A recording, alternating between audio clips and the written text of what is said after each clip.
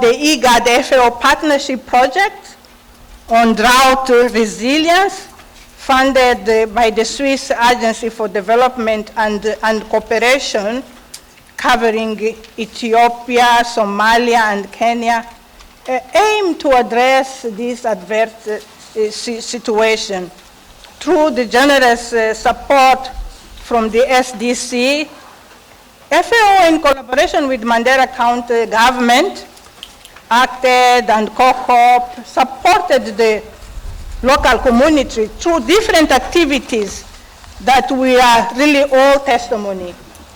So let me say that is our really firm belief that the knowledge and the information that were transferred and acquired by the local community through the implementation of the IGAD and the FAO partnership project surely has really enhanced the capacity of the communities and has built that resilience that is really needed to sustain the effects of climate change, such as drought, the migratory pestes, and the other adversities, including conflicts that we know that they emerge as a result of hunger and poverty. It would have been very easy to hand over these equipments through representatives from IGAD or from Kenyan government officials and so on and so on. We came here really to get the first-hand picture, the full picture of the area, which we really can talk about, very much talk about integration. That is a very core motto of IGAD. I'm delighted on behalf of IGAD Secretariat to join hands with the Republic of Kenya, the county government of Mandera and the community at this confluence of Kenya, Somalia, and Ethiopia, as we strike another blow against the social and economic effects of these pandemics. Over the past year, our message has remained very consistent. That was the borderlands like Mandera are the theater in which the future of our region will be decided. It is really very important and pertinent to talk about integration while I am here in Mandera. Integration not in theory, integration not in research only, integration in a real sense that the Commissioner and Excellency Ambassador was saying. The people-to-people integration, despite of sovereignty and borders. We were looking this morning, visiting the hospitals, one hospital which is covered all the costs by the Kenyan government, which is used by the Ethiopians and the Somalis. This is really what we mean integration, the community integration. Borders are meaningless when we talk about society. Societies have their own common challenges that should be solved with common efforts and common coordination. So at this juncture, we as IGAD, we are saying that there is a very pertinent initiative that we are working, integrating the region through health. So I have seen Governor Ali was showing me, and he told me, not only telling me, I have seen practically the people of the region has integrated here through health. So the health integration is less conflict, less controversial, less political. So really, this will be unachievable. I would like to thank my brother, Captain Ali Roba, and his team for the wonderful job you have done in this great county, which is an oasis of peace. Asante sana. The peoples of Somalia, Ethiopia, and Kenya who are living along Dawa River are one and the same. there is no differentiations among them. They are one people living in 3 different places. Throughout history, the peoples of Suftu, Mandera, and Bulhao have been a bridge than being a barrier between and among our sisterly countries. I'm a witness of this today. Through my visit, I saw my home country, Ethiopia, across River Dawa. I'm a witness as humanity, but River Dawa is also a witness how Ethiopia, Somalia, and Kenya are one and the same. Our governments have been working to make sure that on the side of Turkana and Southern Omo, to have a customs office.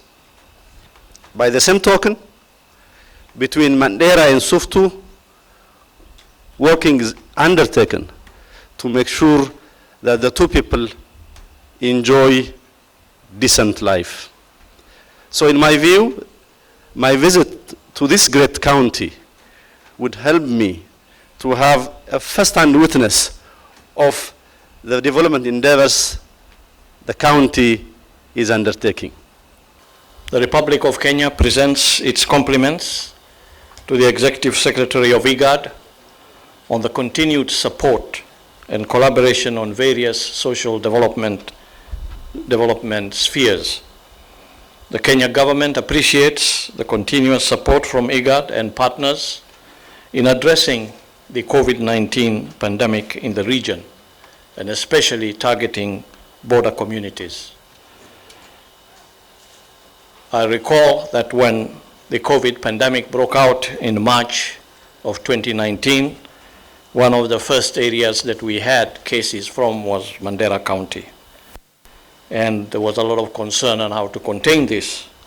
But through the support of many partners, including IGAD, the government was able to work with the county government and mount an effective response. And I must say that today, Your Excellency Governor, what I have seen that you have done in the health sector is quite impressive, and I want to commend you and your team for the good work that you are doing in delivering healthcare services to the county. I want to take this opportunity to extend my sincere appreciation on behalf of the people of Mandera to IGAD and FAO for their donation today of an ambulance to support our programs, as well as tractors to support the farming activities along River Dawa with our various irrigation schemes in the county. I'm even more grateful and extremely, touched by the gesture of the Executive Secretary for making the effort to come to Mandera. The potential in this region is extremely high. It has not been exploited.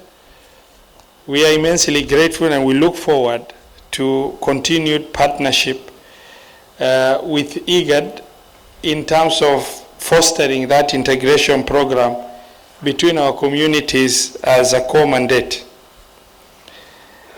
As one of your core mandates is the issue of drought mitigation. And I want to take this opportunity to say, as well as drought and also the locust, the partnership we have received from FAO in terms of fighting the desert locust issues, that the access gate was actually Mandera in all the 3 swamps that initially invaded Kenya.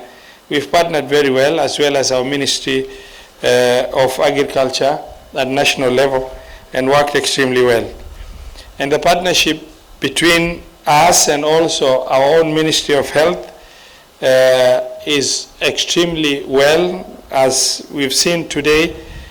KEMRI, which is a respected organization and the Ministry of Health, has worked very closely with us in building our capacity to be able to test COVID-19, not only for us, but also for our neighbors and we have been able to mitigate and respond fairly well. And I want to say thank you very much to Ministry of Health and by extension, KEMRI. Mine, Your Excellency, Dr. Okne, will be very brief.